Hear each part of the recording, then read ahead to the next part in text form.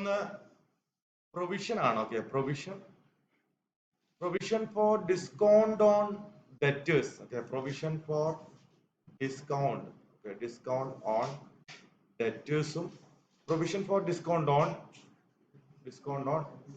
creditors. ഇതാണ് concept. അപ്പൊ നല്ലോണം ശ്രദ്ധിക്കണം, ഇത് മനസ്സിലാവണമെങ്കിൽ നല്ലോണം ശ്രദ്ധിക്കണം. ഓക്കെ, ശ്രദ്ധിച്ചോളൂ. ഇവിടെ മിസ്റ്റർ എക്സ് എന്ന് പറയുന്ന ഒരാളുണ്ട്. Okay, mister X, then Mr. Y is here, then Mr. Z.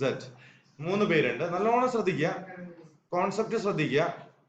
ഇവിടെ ഇയാളൊരു മാനുഫാക്ചർ ആണ്.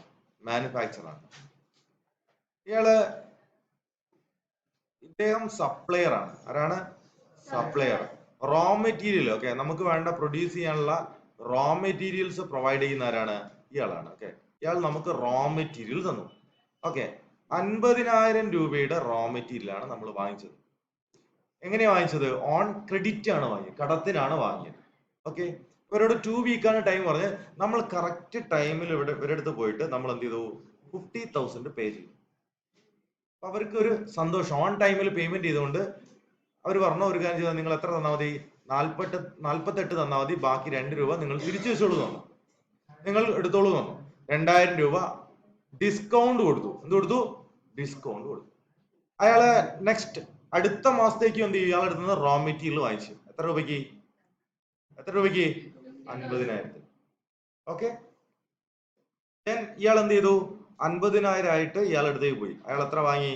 48 വാങ്ങിയിട്ട് 2000 രൂപ ഡിസ്കൗണ്ട് കൊടുത്തു.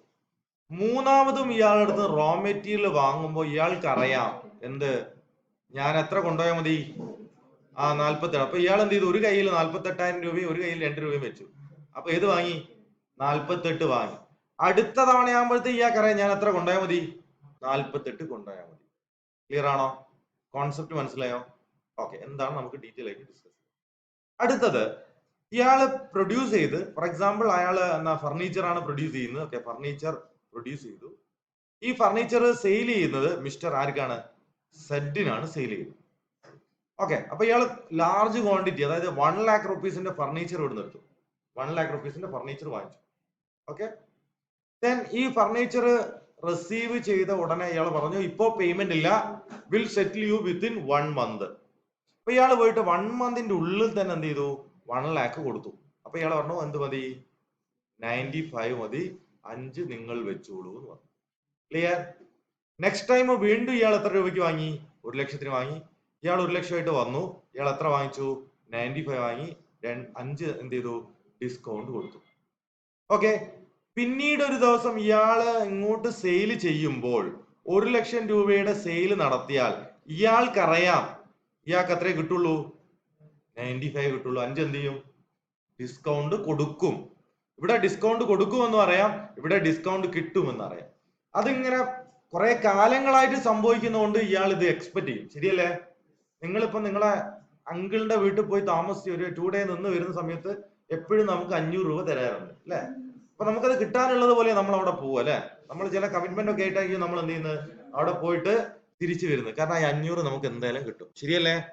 ഓക്കെ, അപ്പൊ അതുപോലെ വരുന്നത് കൊണ്ട് ഇതിനെ നമ്മൾ എങ്ങനെയാണ് ട്രീറ്റ് ചെയ്യുക നോക്കുക.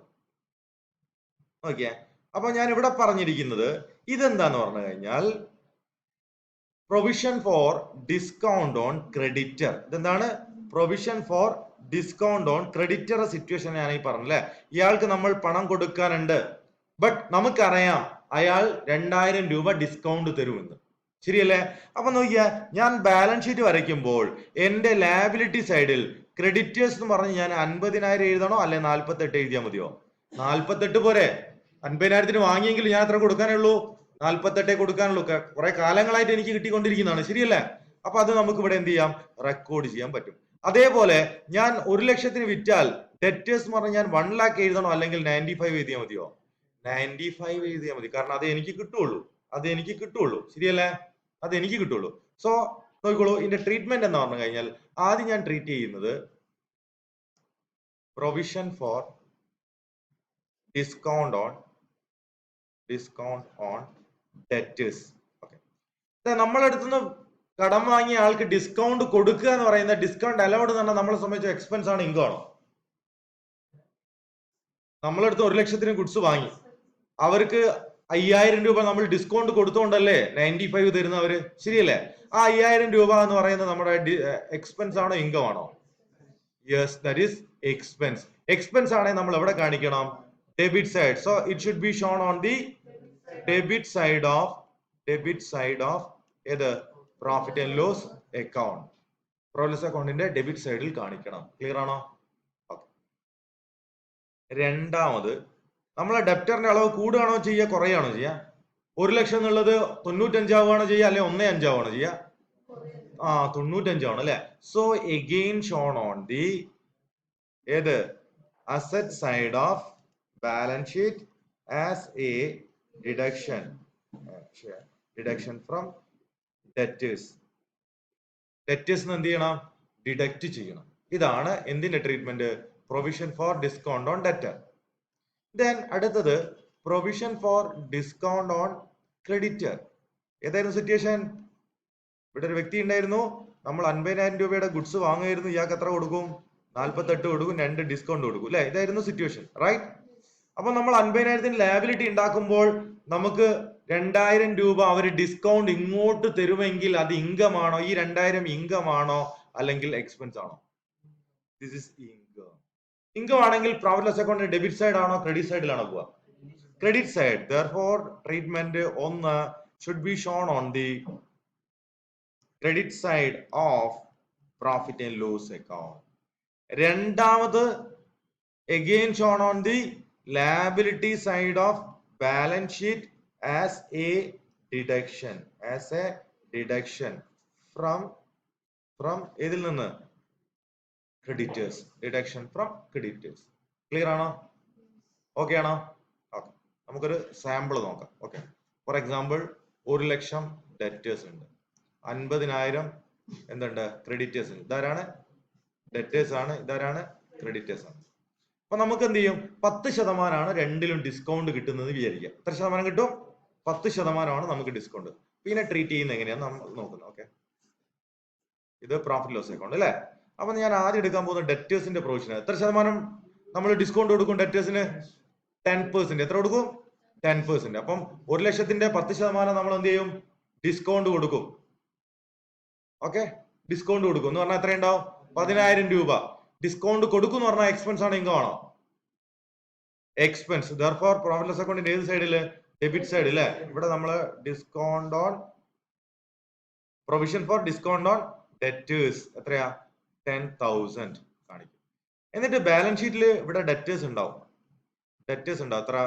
1,00,000 ഉണ്ട് അല്ലെ? അതിൽ നിന്ന് എന്ത് ചെയ്യും? Less provision. എത്ര? പ്രൊവിഷൻ ഫോർ ഡിസ്കൗണ്ട് ചെയ്താണ് എത്ര? 10,000. ഓർഡർ കോളത്തിൽ 90,000. റെഡിയാണോ?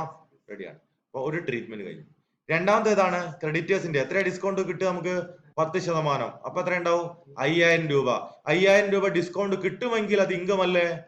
ഡിസ്കൗണ്ട് ഓൺ ക്രെഡിറ്റേഴ്സ് അല്ലെ? Provision for discount on creditors. എത്ര രൂപ കിട്ടും? 5,000 രൂപ കിട്ടും. എന്ന് പറഞ്ഞാൽ ക്രെഡിറ്റേഴ്സിന്റെ അളവ് എത്ര കുറയണം? 5,000 കുറയണം. അപ്പം ബാലൻസ് ഷീറ്റിൽ വന്നിട്ട് ലാബിലിറ്റി സൈഡിൽ ക്രെഡിറ്റേഴ്സ് എഴുതി എത്ര? 50,000 ലെസ് ഡിസ്കൗണ്ട് എത്ര? 5,000. സോ 45,000. ക്ലിയർ ആയോ?